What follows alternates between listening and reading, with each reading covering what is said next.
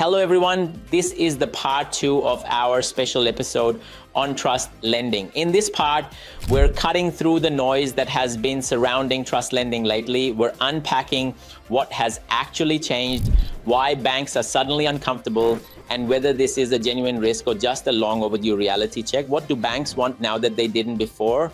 Why some lenders have gone cold turkey and others haven't, and most importantly, what this means for investors who still want to scale safely and sustainably in 2026 and beyond. All right, let's jump straight into today's episode.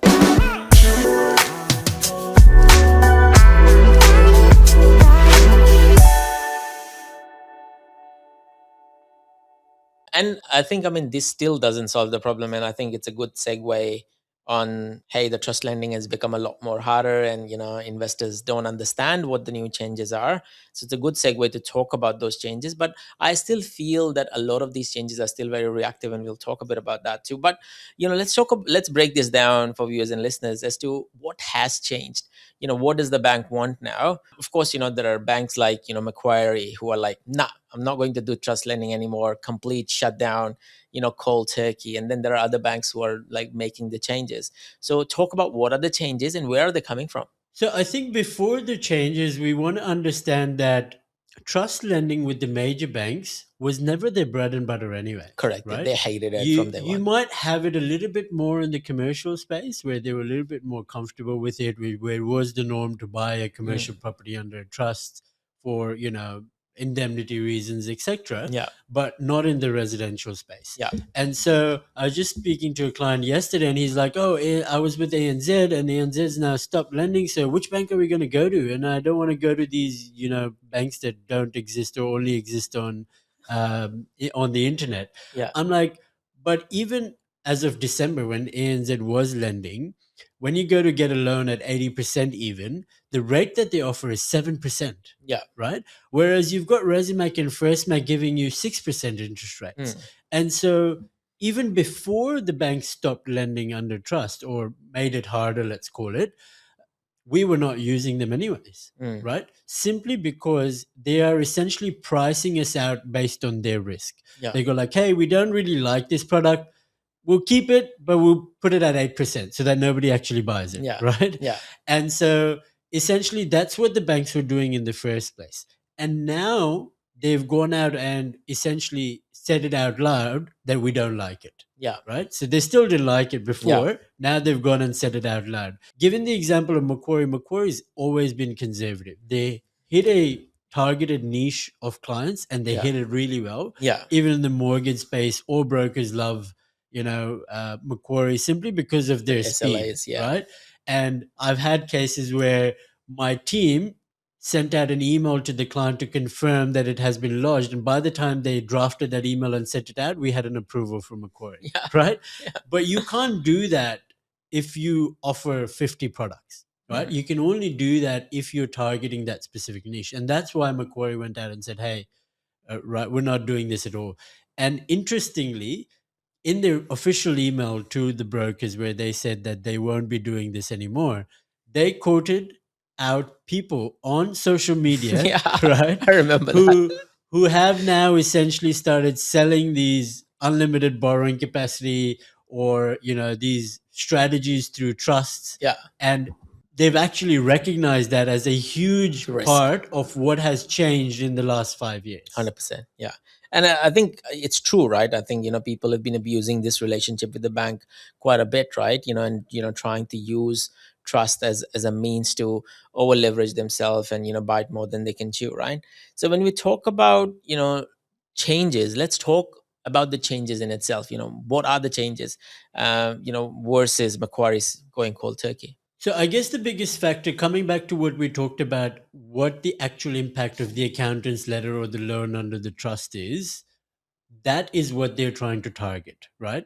The fact that these loans are outside the bank's eyesight, essentially, is what the banks now want to consider, right? Yeah. So they go like, hey, we're not going to do this if you're not an existing client. Why does that matter? Because then they can see your history over the last 12 months, for example.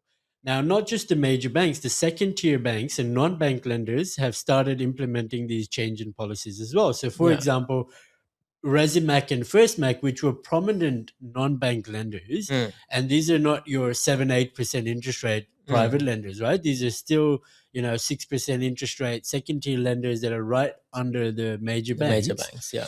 and they've now come out to say, hey, we want to see that visibility. One example, right? Initially, they would, when you lodge an application, they would run an Equifax check against your personal file to see what credit cards, car loans, home loans that you have. Now they've come out to say, hey, we're going to run credit checks on all the entities that you are related to as well. Yeah, So that trust that was out of the picture is no longer out of the pictures because they're going to shine a light on it. yeah, Okay. And once they've shown that light on it, if it still works, they're happy to give the lending, yeah, right? All they're saying is open the curtains and show us what's behind it, yeah, right? And that is essentially them removing that risk of over leverage, over exposure, yeah, so that the policies that they have in place to safeguard you and the economy, yeah, right, comes back into play. 100%. And you can't just remove it by an accountant's Yeah. letter. I think my point here also is that when you're talking about banks being reactive still, understand that the systems are still, you're like a gazillion years behind, right? When you talk about running Equifax on trust or companies, you don't get as much detail of information as what you get against the personal credit file, right? You don't see how often have they paid their debt, and how much is the debt, what is the quality of the debt, how long have they been paying these debts for, etc. Just, it's like it's very superficial right now. And I'm almost thinking about taking myself back 10, 12 years ago, when our personal credit files used to be very similar as well. And I've, in one of the other podcasts, I've talked about this, that we will get to a point where the credit files for companies and trust would be as detailed as personal credit files as well, right? So to that extent, that yes, the light is being shown, but the light is still not bright enough to pierce through everything and see pretty much everything, right? So 100%. So they're obviously trying to mitigate whatever risk they can potentially see, right? yeah, And again, I think significantly because you see the rise of investment lending, you see the rise of buyers agents like yourself, other property gurus and mortgage brokers that are now essentially getting into property advice, yeah, right? Where the lines sort of get blurred now, where yes, I can tell you about how much you can afford to borrow or how to structure it, etc., but can I tell you to go out and do this through five trusts and put yourself in that position, 100%, right? yeah, And so by showing a little bit of light on those other aspects of their financial position, I think it is a good thing, because otherwise, the only option would be to 100%, close the doors completely, which isn't 100%, right, yeah, right? You want to still continue, but do it for the right clients and for yeah, the right purposes, yeah, which makes sense, right? You yeah, want to mitigate the risk, but at the end of the day, the people who are in the position to take those strategies or to structure it through trust, to still be able to leverage themselves in certain ways where yeah, they're expanding their portfolio at an exponential rate compared to what they would be able to do in their personal name, is 100%. still possible. Yeah. I think, ultimately what they're doing is, they're basically asking the accountant to validate the letter that he's sending that through, right? So Correct. they're still, sort of depending on that letter, but they're saying, hey, don't just send us, a letter on a PDF document.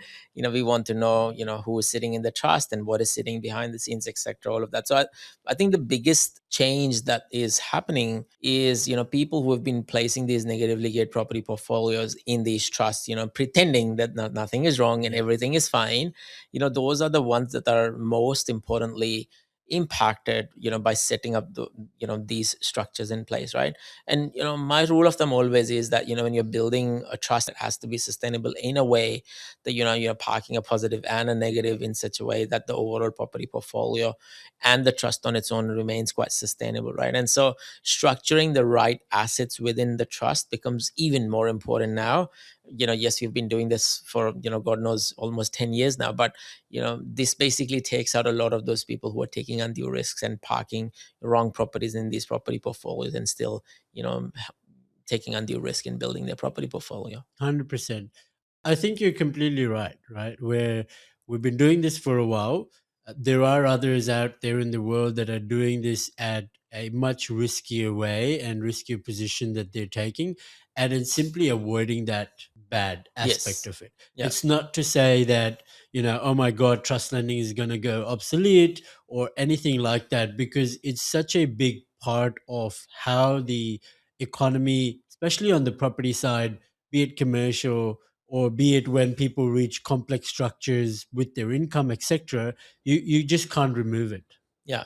Don't get yourself taken on a ride by property spookers, so-called property investment advisors, or buyer's agents who are selling house and land packages or off-the-plan properties or apartments. Get yourself a copy of this book called The Millennial's Guide to Property Investing. This book is not just for millennials. The title suggests, but it's actually the most advanced way of investing in property. This book will relate to your clients, your colleagues, and other business owners. There are so many property spookers out there who have come out of the woodwork over the last 3 to 5 years. And there is so much misinformation out there that I had to write a book about all the F-ups that people can actually avoid in order to be super successful in the property investment journey. Some of these are really easy to identify, but they are so costly to fix once these mistakes are made. So it's a short book, it's easy to read, it has a lot of stories, it has a lot of examples, and it is a true guide for people who wants to do it themselves. My name is Moxin Reza.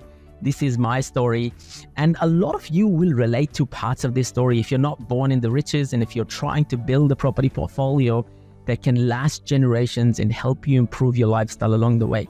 So I give you a chance to come out there and have a read. Be kind, stay safe, keep smiling, keep investing, and please do check out the book.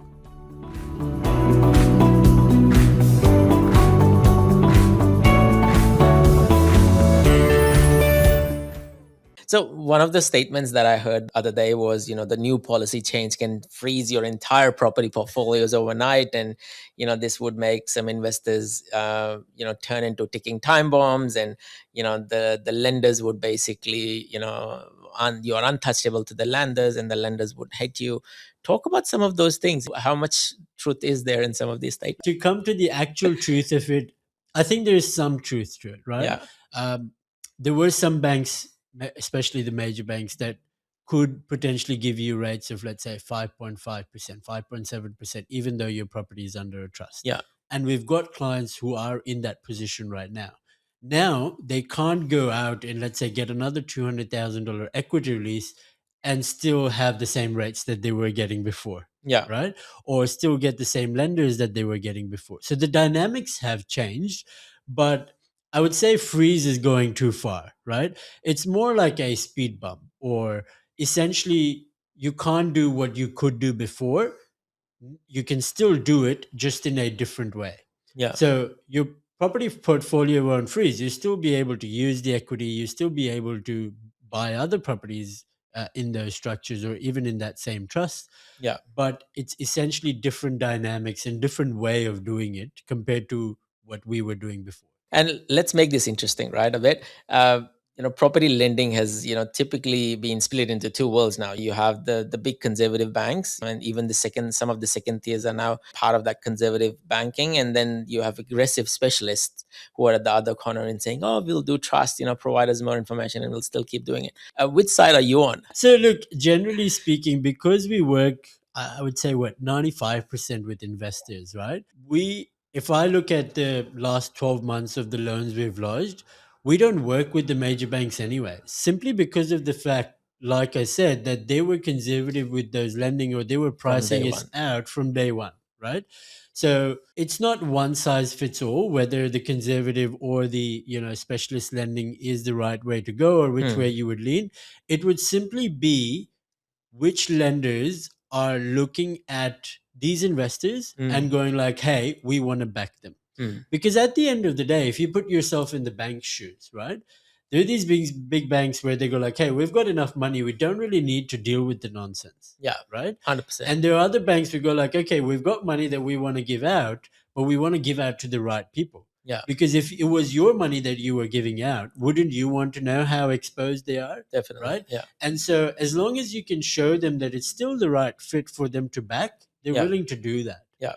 Because at the end of the day, they also understand that you're going to make money off it. Yeah. Right? You've still got equity in place. You've still got exit strategies where at the end of the day, if it's an investment property, you just sell it and give the money back. 100%. Right? Yeah. And so things like we've talked about trust lending, but another thing that has significantly changed with APRA's new ruling is DTIs, for example, right? Where the income to debt ratio used to be, not capped, technically speaking, but at the end of the day, the rule of thumb would be 5 to 6 anyways. Now, APRA has come out and say that we're going to cap it at 6%, 6 times the DTI. And so we went back and saw how many of our loans were actually above the 6 DTI, and they were only 10%. Yeah. Right. And so you realize that these rulings that are coming out are only going to target the outliers in terms of actually freezing them out. Yeah. Right.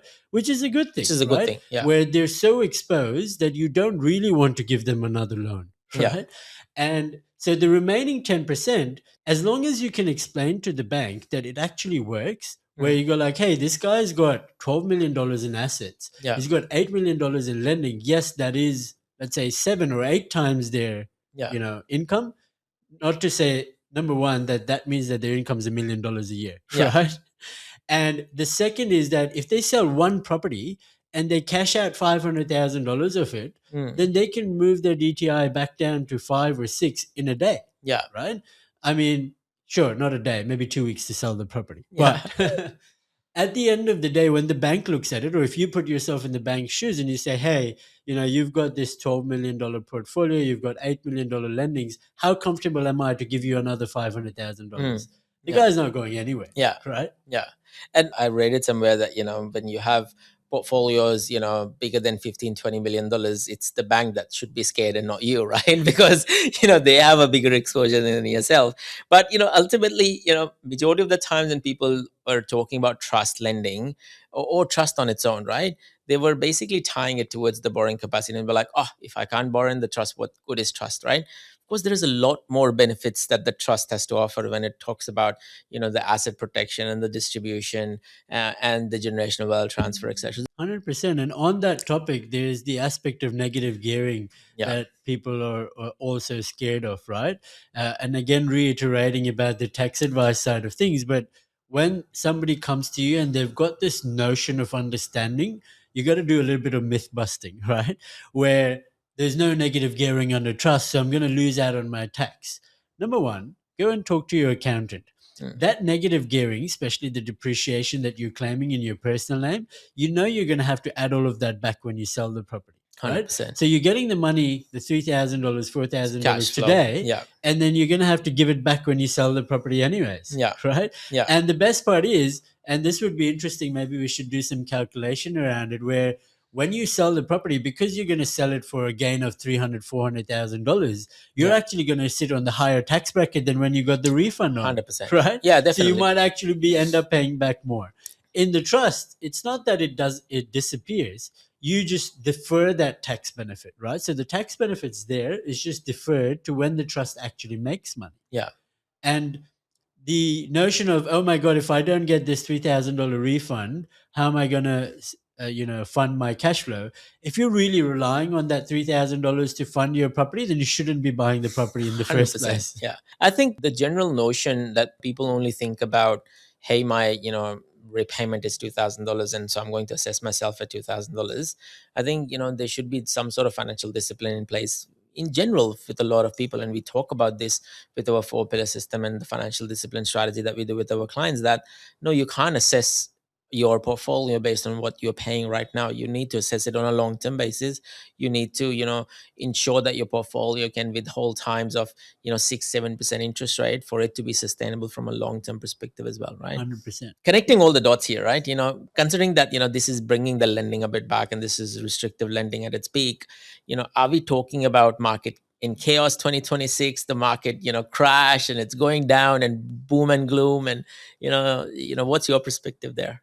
I think this is a very small factor in the overall change in market, right? Yes, it might impact investor sentiment a bit. It might impact property spookers a bit, right?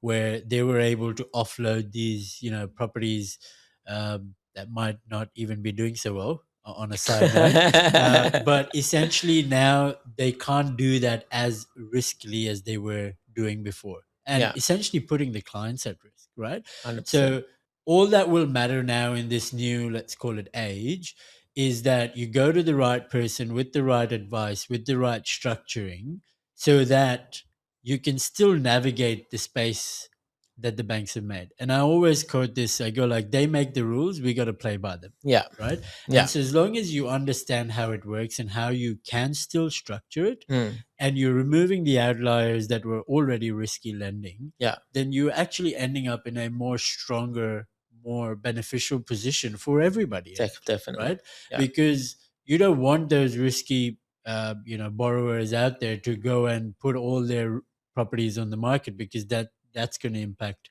the supply and demand as Definitely. well. Yeah. And so having a stronger market that might be a bit more conservative, but stronger for the resilient. long term, Yeah. more resilient, you're giving money to people who can actually afford Yeah. to do it. I think that is definitely for the best. Yeah. And I think you would see that the market pivots towards, better yield as well. I know investors always chase yields. I think people would, pressure where it deserves, right? They'll put cash flow well before everything else.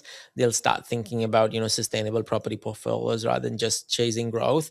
And there is a lot of this happening in Darwin right now where, you have, every investor and their dog and the property guru out there, buying properties, spooking properties and growing and, beating the chest about the growth that is coming through. If the fundamentals have disappeared and if the investor lending basically comes out, these are people who are basically, what I call them, is doing opportunistic buying, right, in the hope that something changes. And so if these are the people who are basically being pushed out of the market, then so be it. I think that's great, right? What I've always realized and felt is that when I talk to a lot of astute investors, especially like who have been in this game for 10, 15 years, they genuinely value cash flow a lot more, because they know that cash flow is what's going to keep them in the game, versus growth is what basically you get, and you sit on it and you still feel very poor about it, but cash flow is what keeps you going and keeps you in the game for a very long time.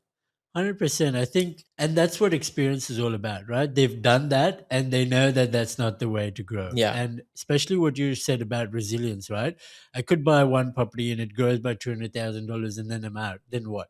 Right? Yeah. The idea is to be able to structure something where it's more long term, where it's building you wealth rather than just one chunk of growth. This is us talking about reshaping Australia. And so if I bring the crux of this together, what is one decision or one advice that you would provide to the student investors or the investors listening in about things that are happening right now, be it APRA changes, be it banking changes, be it RBA rate decision? One advice that could change the game for them. I think the biggest thing, and I say this to all my clients, I mean, I might be a bit biased because I'm a numbers person, right? But at the end of the day, whoever you're taking the advice from, you got to come back to your whiteboard numbers, right?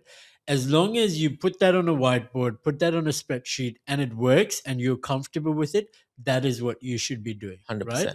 It might make sense, and I might be able to get you the loan, and he might be able to buy you the property. But if it doesn't make sense for you on paper in terms of actual numbers, then that means that something's wrong in the background, 100%. right? Yeah. And that is, I think, the absolute, I guess, one line advice where you go like, no matter how you structure it, personal name, trust, super, this, that, and the other, all sorts of properties. At the end of the day, sit down, put your numbers on a paper, and if they make sense, then it's the right decision for you. Yeah. And look, I mean, golden words, right? If it doesn't work on paper, it would definitely not work in real. So it has to work on paper first before it works on real.